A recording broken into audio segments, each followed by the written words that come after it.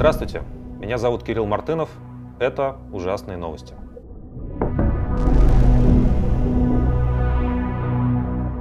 Отправь своего родственника на войну и получи новенькую «Ладу». Теперь у нас нетрадиционные отношения приравниваются к наркотикам и педофилии. Я буду ужасным и темным, с ужасной темной страной. Мужеложененавистнический завтрак на траве.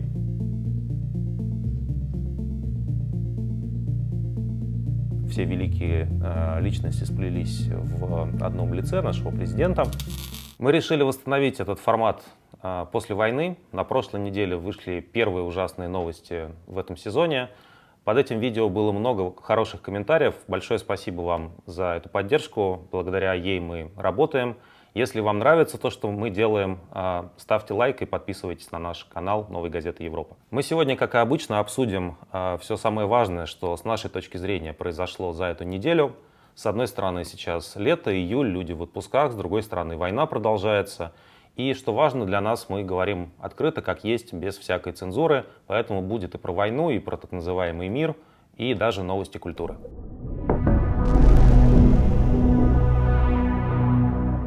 На этой неделе продолжились варварские бессмысленные обстрелы украинских городов со стороны российской армии.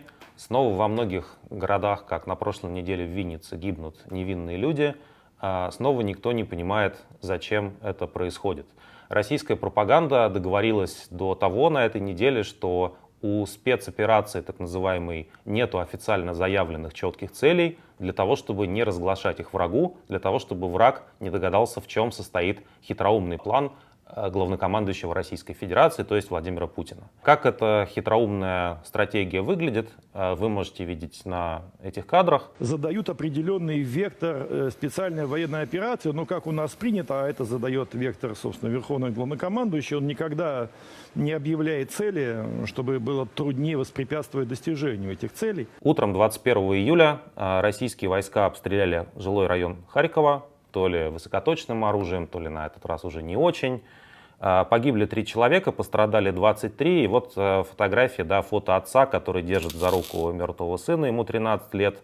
Женщина плачет над погибшей матерью.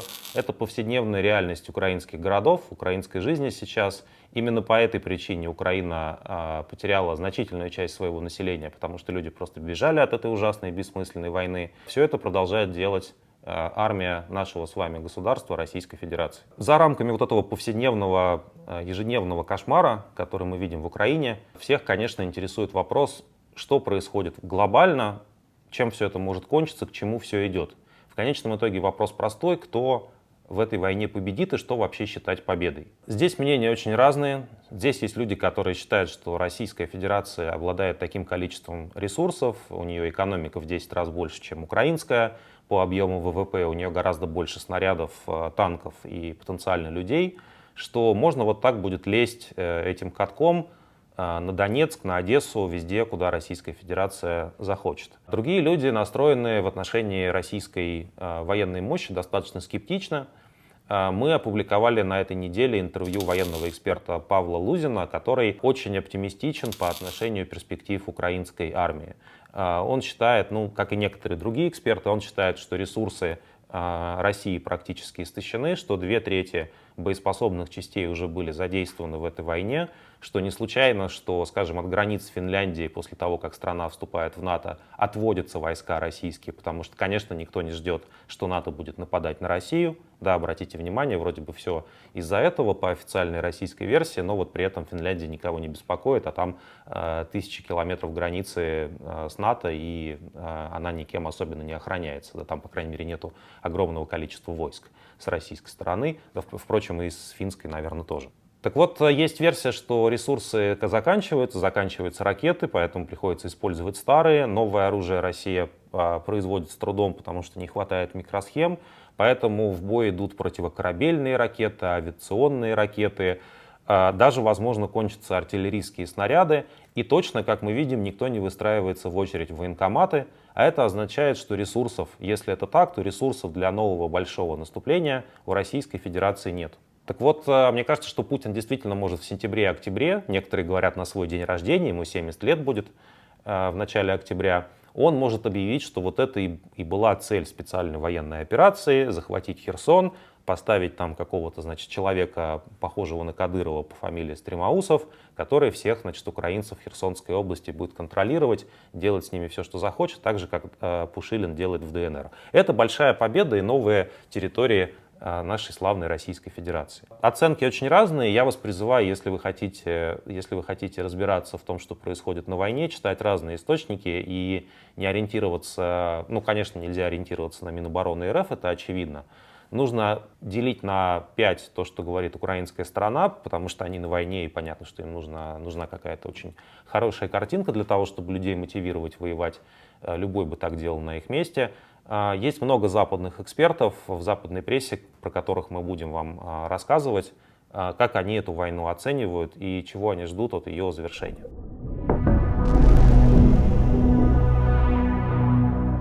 Абсурд и ужас этой войны, он оказывает влияние не только на Украину, хотя, конечно, главная катастрофа, главная трагедия происходит там.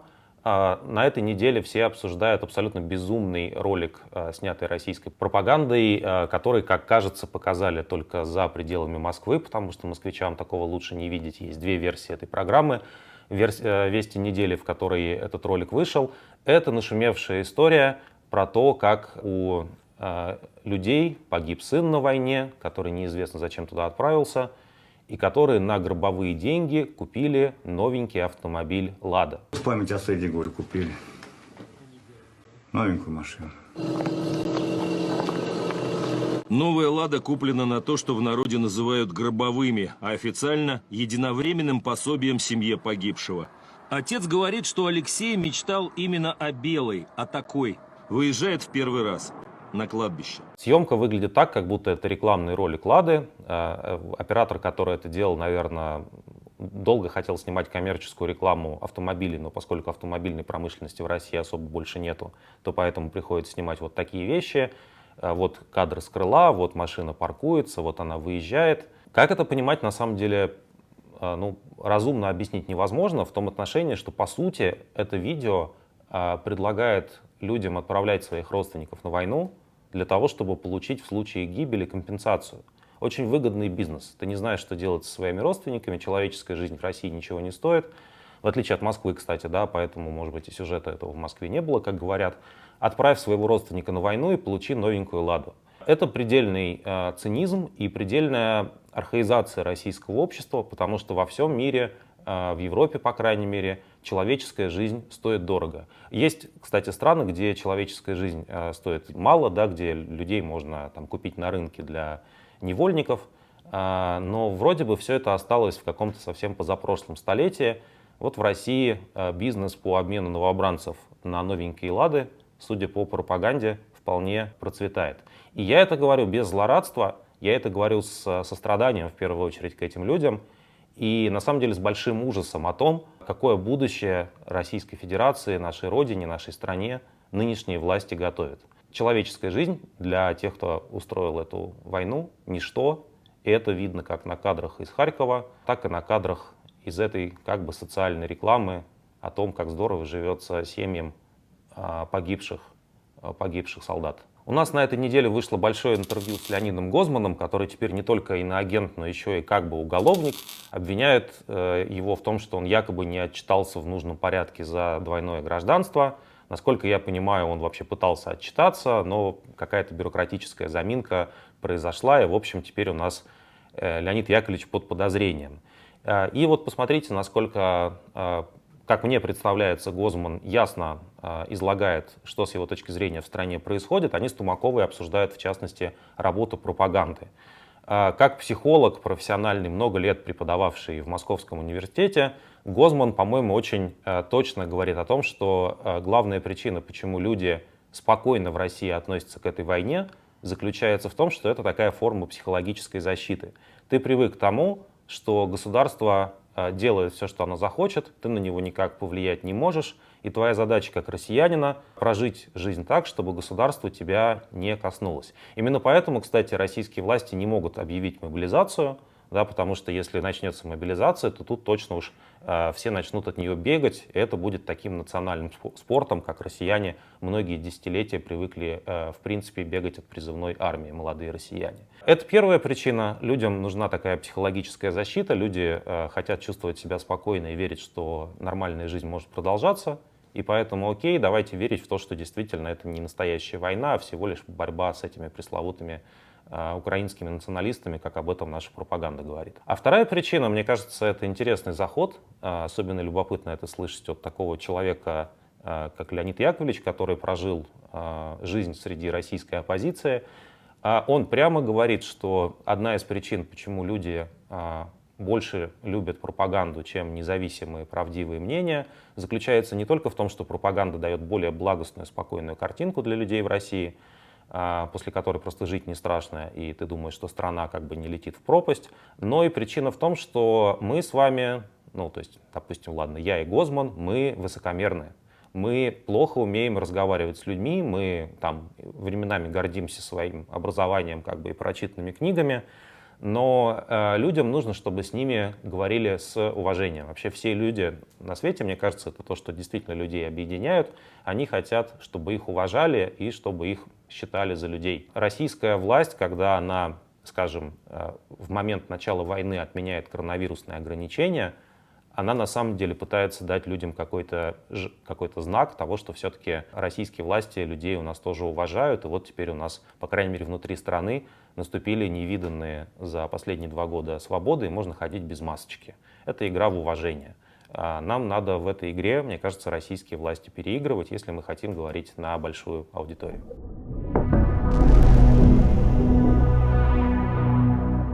К новостям внутренней политики. Я раньше был редактором отдела политики, у меня до сих пор глаз дергается. Я застал ситуацию, когда в России просто полностью политика вымерла. Ну вот теперь, соответственно, все, что есть от политики. Итак, в Госдуму внесли законопроект о запрете пропаганды нетрадиционных отношений в СМИ и в кино, и во всяких других местах. Значит, теперь у нас нетрадиционные отношения приравниваются к наркотикам и педофилии. Замечательная сопроводительная записка к этому документу, к этому законопроекту. Отрицание семьи как общественной ценности, пропаганда так называемого образа жизни child-free, в скобочках без детей, и популяризация нетрадиционных сексуальных отношений имеют не меньшую степень опасности для развития российского общества, чем наркотики. Еще мне очень нравится вот другая фраза. Нередки случаи, когда на фоне иных социальных и экономических проблем при принятии таких, то есть нетрадиционных отношений за норму, появляются люди с отклонением в сексуальном предпочтении, которые все чаще обращают свое сексуальное внимание на совершеннолетних, иными словами, страдают педофилией. Иными словами, мы на законодательном уровне Российской Федерации установили четкую связь между педофилией, child-free и ЛГБТ.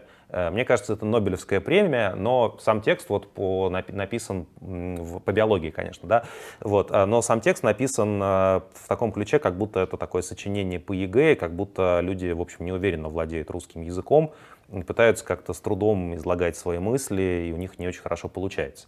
Но надо сказать, что когда российские депутаты предлагают законопроект, некоторые российские граждане отвечают, да, конечно, мы давно этого ждали, потому что в Екатеринбурге произошло параллельно с принятием этого законопроекта замечательное мероприятие, а именно прошел гомофобный пикник. Посмотрите, как вы видите оскал гомофобов, вот они сидят на полянке, почти что держатся за ручки. В общем, мне кажется, очень милое зрелище, и даже хочется как-то присоединиться и тоже выпить с этими прекрасными людьми безалкогольных напитков, потому что они за ЗОЖ. Это какие-то евразийское молодежное движение в Екатеринбурге проводило с какими-то еще приятными людьми. Что меня смущает в термине «гомофобный пикник», это то, что, мне кажется, это какой-то непатриотический термин. Я попробовал вслед за разными энтузиастами из социальных сетей перевести этот термин на русский язык. И получился, честно скажу, мне это подсказал один историк, я сам бы до такого не додумался. Смотрите, гомофобный пикник можно перевести на русский как мужеложененавистнический завтрак на траве. С такими аллюзиями на известную картину. Да? Правда, в общем, там гендерный состав не совпадает, но ничего страшного. И еще я думаю при этом, что пикник ведь не обязательно утром бывает. То есть это не завтрак, а мужеложененавистнический полдник на траве. Вот я бы с таким тезисом и вышел бы, и рекомендую молодым людям из Екатеринбурга, молодым евразийцам использовать русский язык и хранить корни русского языка. К сайту Госдумы в последнее время как-то обращаешься все меньше и меньше, потому что они пишут полную чушь. Сайт Госдумы Российской Федерации уже ничем не отличается от Пикабу, если вообще не от Двача. Там такие же примерно тексты и такие же мысли. Так вот, когда я пошел на этот сайт для того, чтобы прочитать этот законопроект, эту пояснительную записку, мне очень понравился новый дизайн сайта Госдумы. Они где-то его как раз недавно сделали, поменяли дизайн на такое современное медиа. Вот посмотрите, если немножко проскроллить, сначала идут законопроекты, а потом красивый большой раздел, который называется так с любовью «Председатель».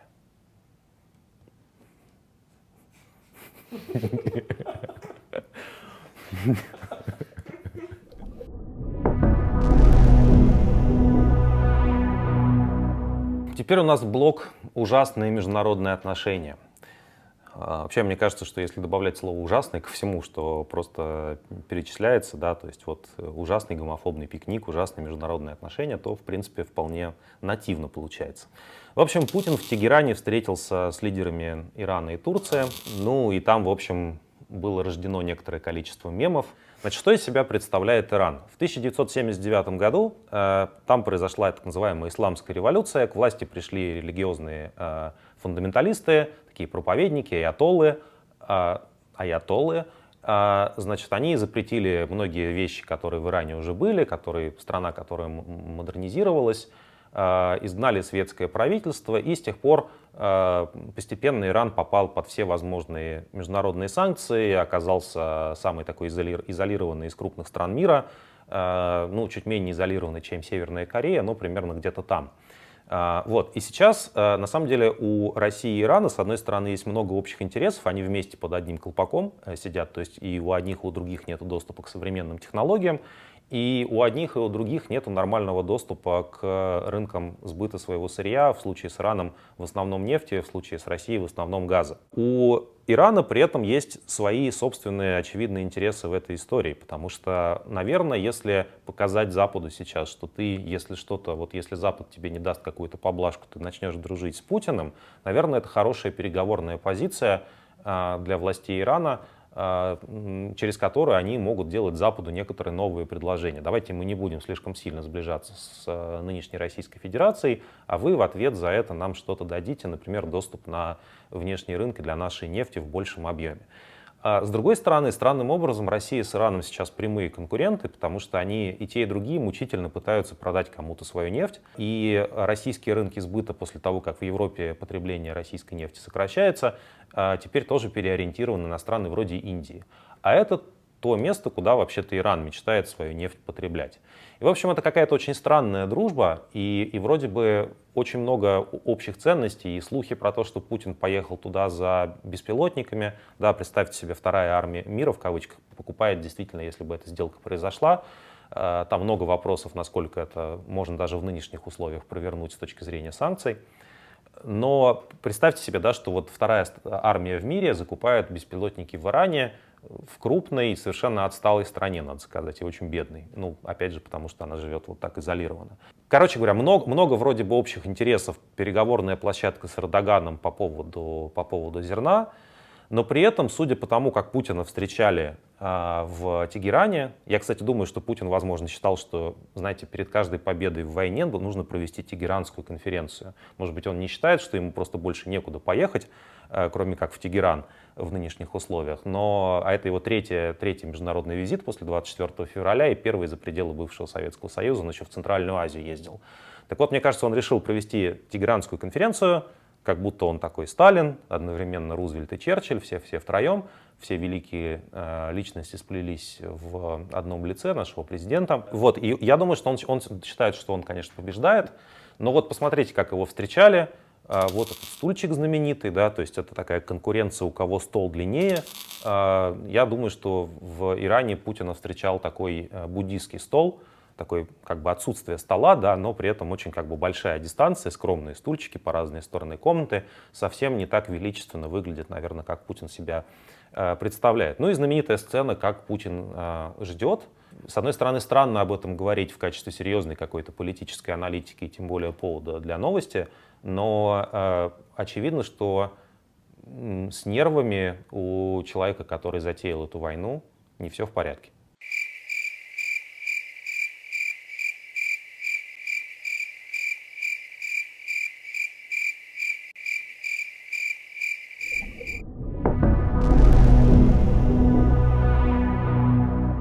Ну, давайте короткие новости международной жизни. В России, опять в России, запретили или хотят запретить агентство «Сахнут», которое занимается тем, что помогает людям, у которых есть для этого какие-то основания, какие-то родственники, евреи, выехать в Израиль и начать там жить. По неофициальным данным, российские власти буквально обвиняют агентство в том, что оно крадет лучшие мозги Российской Федерации, значит, ученых и предпринимателей. Подтверждения этому, кажется, нету.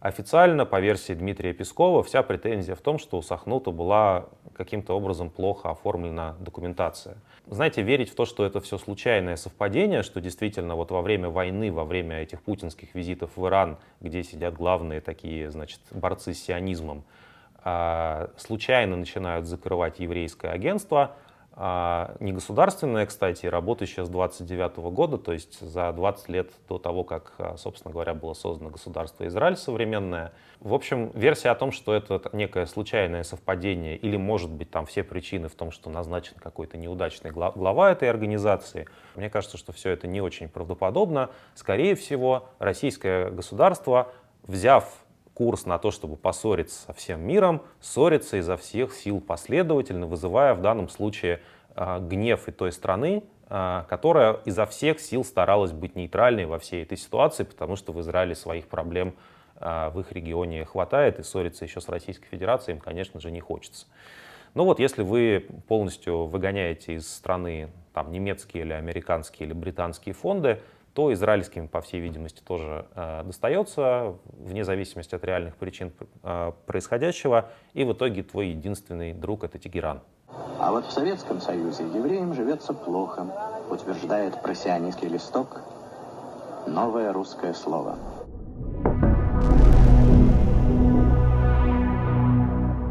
Есть на этой неделе движение по многострадальным переговорам по поводу украинского зерна, которое поставляется из Одессы в первую очередь в разные страны, где люди иначе могут остаться, в общем, без источника существования, без пищи. Это бедные страны в первую очередь. Не надо, кстати, думать, что это именно продуктовый кризис, который Европу коснется без украинского зерна.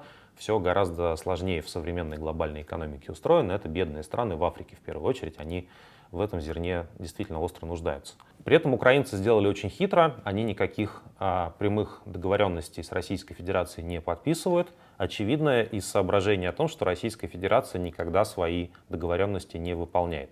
Ну, самый знаменитый пример — это Будапештский меморандум 1994 года, который гарантировал, в том числе российской стороной, была гарантирована территориальная целостность Украины, в том числе вместе с Крымом, в обмен на демилитаризацию и отказ Украины от ядерного оружия.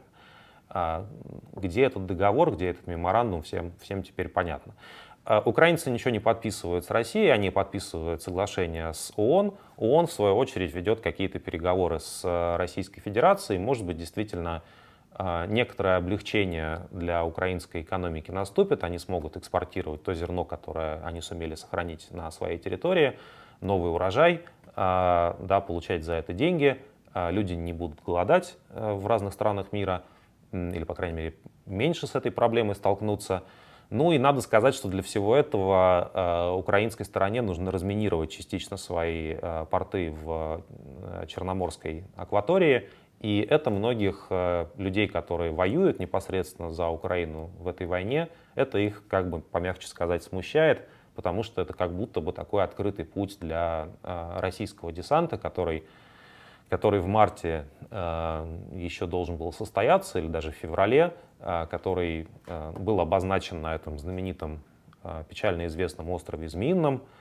ну и который в итоге так и захлебнулся. Но мне кажется, на самом деле, что после того, как в Украину приехали морские ракеты современные, американские, высаживаться десантом под Одессой, наверное, никто не станет. Хотя, конечно, от наших военачальников всего можно ожидать. И вот смотрите, я задумался о чем? Что голодают люди в Африке, но кто же им поможет?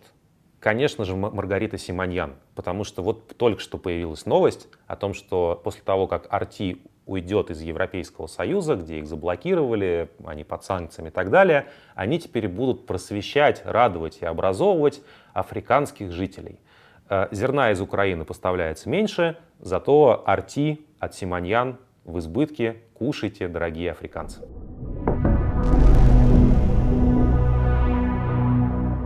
Евросоюз вводит очередные санкции против России. 7-й пакет уже, кажется, уже все запутались, какие санкции введены, частично они отменены, но это действительно беспрецедентная вещь. Россия сейчас лидер по числу санкций во всем мире. Под санкциями, да, понимается просто ограничение на ведение какой-то хозяйственной деятельности. И сейчас еще один инструмент из рук российского Центробанка выбивают, запрещая российским властям торговать своим золотом на международном рынке.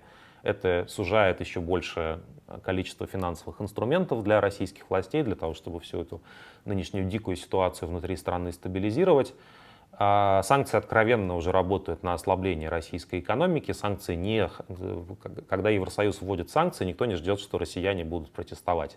Все ждут, что просто российская военная экономика будет слабее и меньше людей в конечном итоге погибнет на войне. Такая у этих санкций теперь цель. Ну и в этом же пакете санкций есть заморозка Сбербанка, понятно, крупнейшего банка страны, который социально важный, но которому теперь будет еще тяжелее вести какие-то внешнеэкономические операции.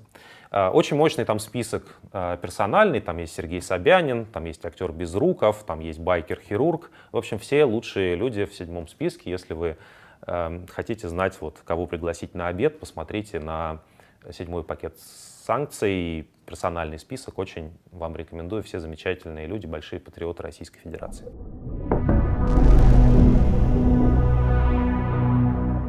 Ну и, наконец, новости культуры. Очень у нас процветает культура в нашей стране. Больше всего мне понравилось, я даже встал, когда это смотрел, есть замечательный поэт, молодой писатель, лауреат недавней премии «Национальный бестселлер», которого по некоторому недоразумению зовут Александр Пелевин. И поскольку все знают, что есть писатель Пелевин, но на самом деле не все помнят, что того Пелевина зовут Виктор, и к тому же этот Виктор еще его никто никогда не видел официально, он скрывается. Значит, в конечном итоге все решат, что вот это и есть тот самый Пелевин. Ну, просто Пелевин и есть Пелевин. Его теперь продюсируют, потому что он большой патриотический мыслитель, его теперь продюсирует с большим размахом российская пропаганда. Киселев в своих итоговых новостях в конце недели прошлой, он сказал, что вот есть в России настоящие патриоты, мыслители и люди, на кого нужно в эстетическом смысле слова равняться. Давайте посмотрим, на кого нужно равняться. Александра Пелевина. Ироничный ответ тем, кто зовет уехать. Здесь мрачные стереотипы у России, и поэт их передразнивает. И пусть мы вселенское зло, и пусть мы кровавые орки, и пусть мы рабы и русня. История нас похоронит. Тогда хорони и меня. Вот такая патриотическая поэзия. Чем богаты, что называется, да, других поэтов у нас для вас нету. Такая поэзия эпохи специальной военной операции. Вот. Ну, если говорить серьезно, то, в общем, наверное, неплохо, что такая поэзия продвигается в такой передаче, как «Итоговые новости» с Дмитрием Киселевым. По-моему, вполне гармонично получается. Они замечательно друг друга дополняют. Я бы, может быть, на месте Киселева начал волноваться, что на следующем этапе деградации российских медиа официальных просто 40 минут будет поэзии Пелевина на все темы, и Киселев уже станет ненужным, тем более, что у него уже и возраст.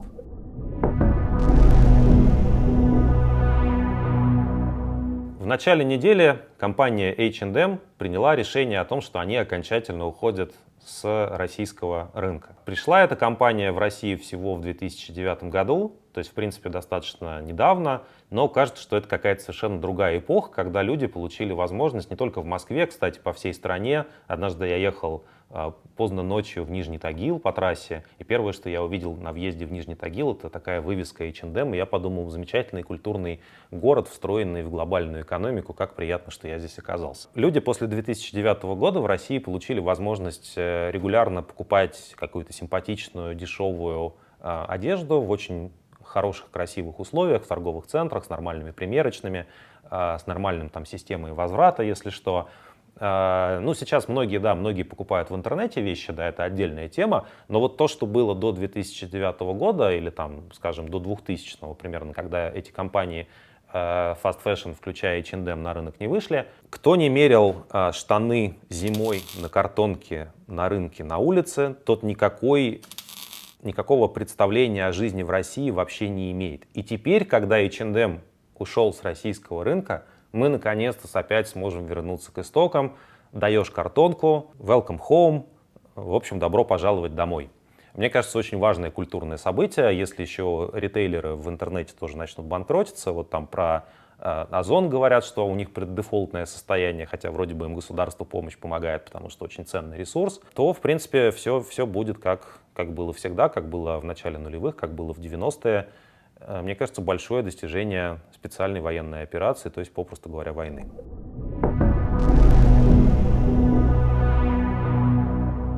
Как обычно, как мы просили делать в прошлом году, пишите о тех новостях, которые вас на этой неделе задели, ваши истории о том, что происходит с вами в нашей не слишком приятной жизни, военной, околовоенной и, может быть, даже мирной, если у вас она есть.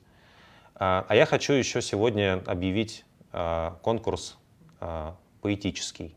Вот мы под описанием к этому видео оставим полный 45-секундный ролик со стихами Александра Пелевина, не путайте с Виктором. Пожалуйста, напишите ему какой-нибудь стихотворный ответ. Ну, что-нибудь про орков, про русню, так, чтобы ему понравилось, и чтобы мы смогли ему отправить большое благодарственное письмо за все, что он делает для развития у нашего народа эстетического вкуса. Это были ужасные новости. Подписывайтесь на наш канал.